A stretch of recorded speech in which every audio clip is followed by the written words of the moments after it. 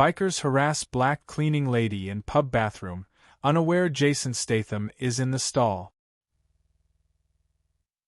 Miller's pub sat quietly in the fading daylight, the golden rays of the sun illuminating its worn wooden surfaces and faded photographs that adorned the walls.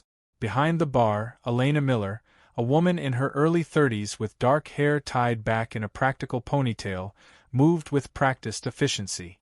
Her calloused hands, shaped by years of hard work, methodically wiped down the bar top, the soft squeak of her cleaning cloth the only sound breaking the silence of the empty establishment. As she worked, Elena's mind wandered to the familiar routine that awaited her. The pub, a legacy passed down through generations of her family, now rested solely on her shoulders as her father's health declined. Though the weight of responsibility was heavy, she carried it with quiet determination, driven by love and an unwavering sense of duty. Finishing her task, Elena stepped into a small, dimly lit room tucked behind the main area of the pub. Taking a moment to compose herself, she opened the door and entered.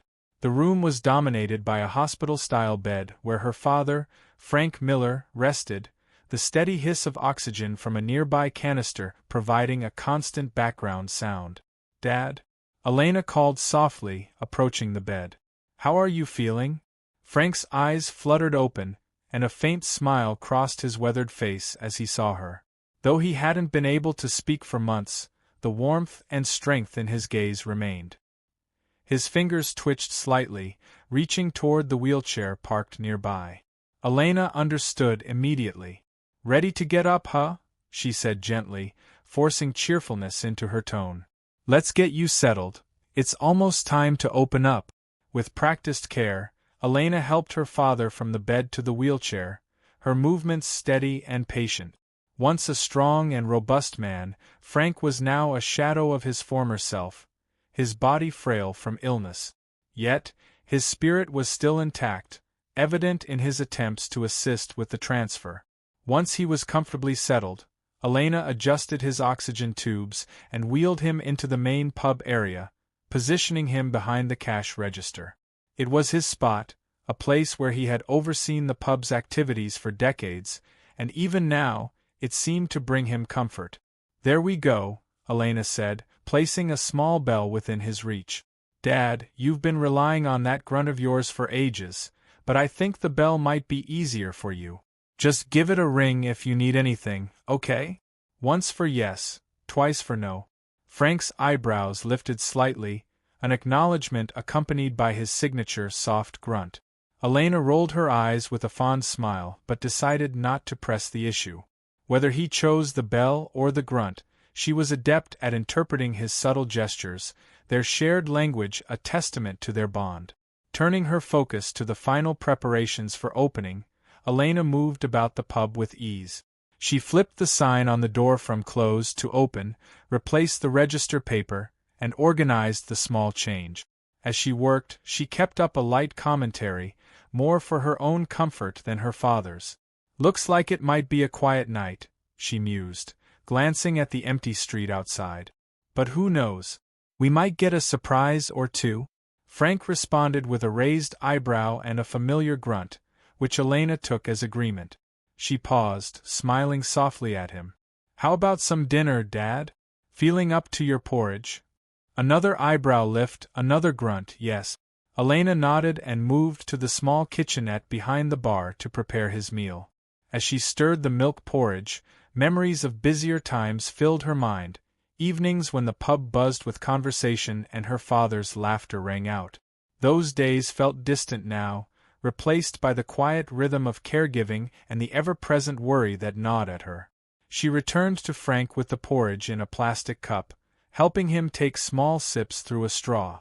Their routine was interrupted only by the chime of the doorbell, signaling their first customer of the evening. Elena turned, her welcoming smile ready, but as her eyes landed on the tall figure entering the pub, her smile faltered.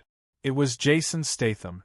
As Elena watched the men step into the pub, her smile wavered. The atmosphere shifted abruptly, the peaceful evening shattered by the heavy thud of boots on the worn wooden floor. Her heart sank as recognition dawned. The bikers had arrived, bringing with them a palpable wave of tension that threatened to upend the tranquil night she'd been enjoying. Taking a steadying breath, Elena glanced at her father, his concern mirrored in her own eyes. Without hesitation, she jumped to her feet, her voice calm but firm as she urged him to return to his room. After quickly setting her cup in the sink, she guided his wheelchair through the narrow hallway, carefully settling him onto the bed. She adjusted the oxygen tube over his nostrils with practiced care, her hand resting briefly on his shoulder in reassurance before stepping away. The door clicked shut behind her as she returned to the bar, where the air had grown heavier in her absence. Elena's body tensed instinctively as she approached the counter. Her fingers gripped the edge as her eyes followed the biker's movements. Two muscular men, clad in black leather vests emblazoned with intimidating insignias, had made their way inside. Their boots echoed ominously against the wooden floor, their expressions a mix of menace and predatory intent. Behind them, their leader, a towering figure whose mere presence commanded both attention and fear, surveyed the room.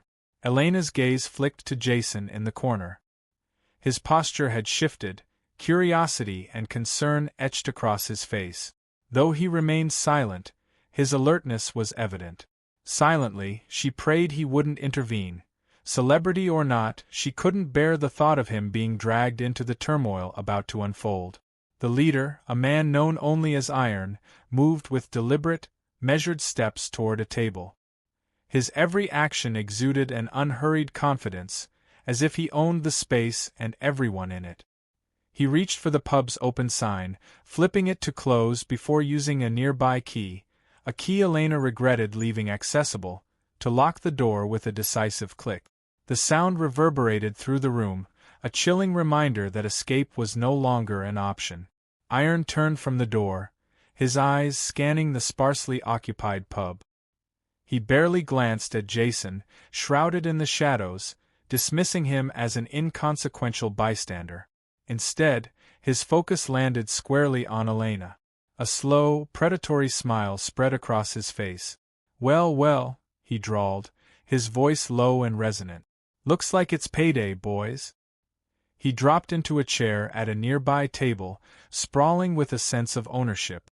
With a sharp nod, he signaled his companions. "Handle it," he ordered, the simple phrase laced with menace. The two bikers strode toward the bar, their movements synchronized and threatening. Elena steeled herself, her fear a churning storm in her stomach, as she met their eyes. Elena watched him leave, her emotions a mix of conflicting thoughts.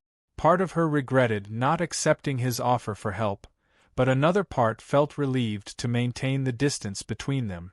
This was her problem, her family's issue. She couldn't involve anyone else, especially not a celebrity who had simply come in for a quiet drink.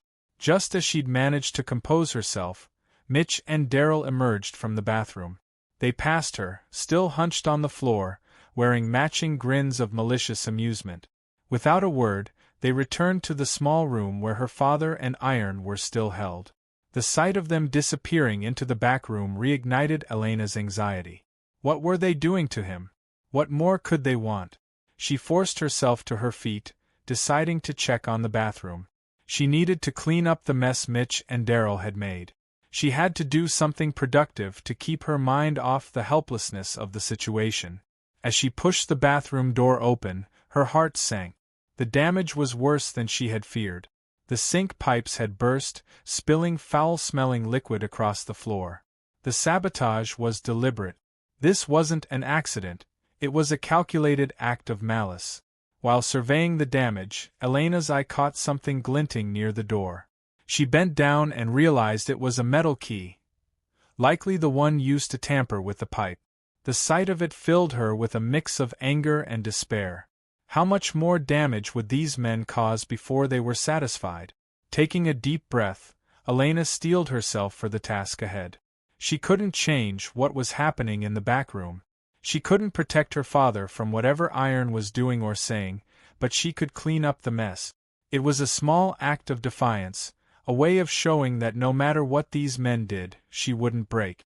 She set to work, methodically turning off taps and starting the arduous process of mopping up the flooding. Her movements were mechanical but purposeful.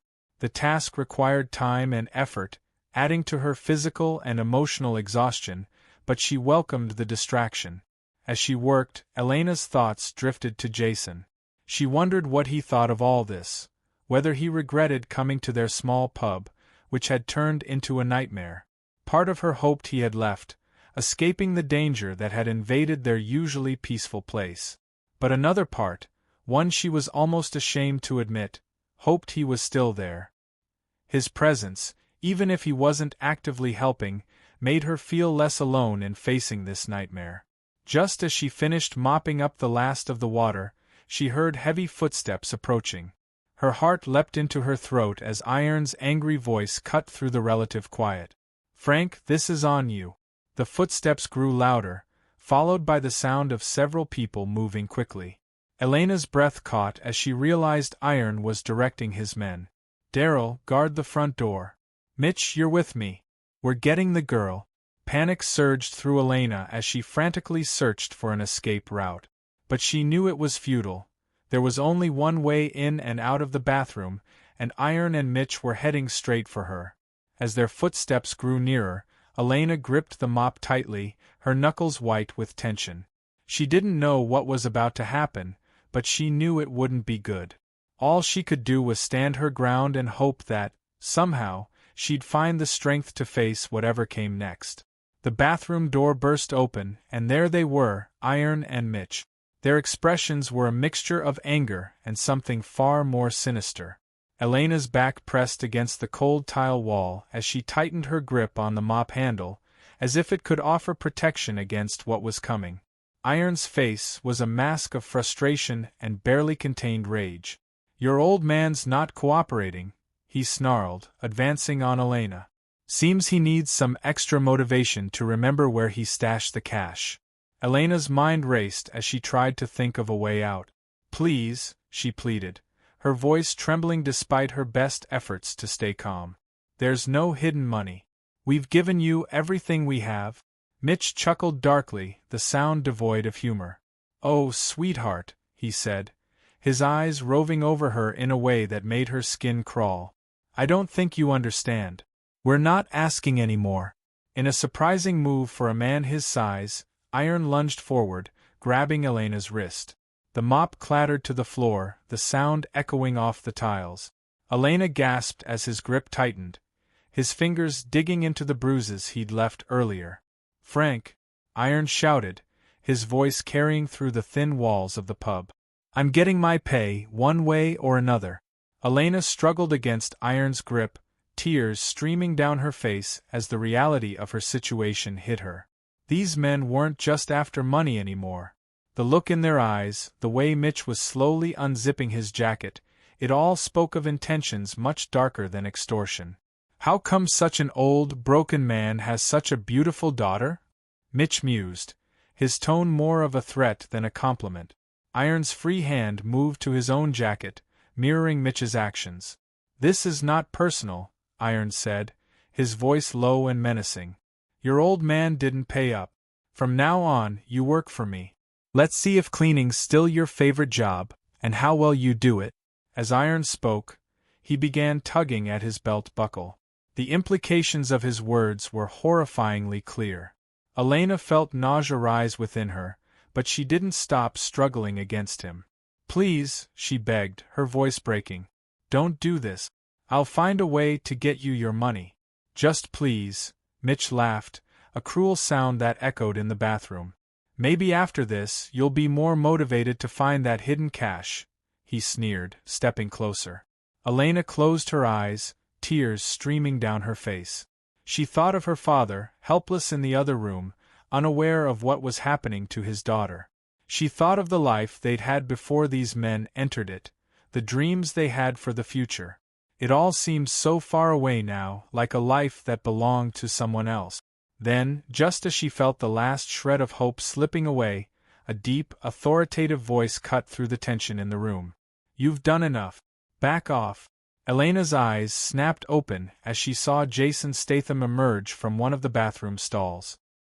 His expression was hard, his body tense with controlled anger.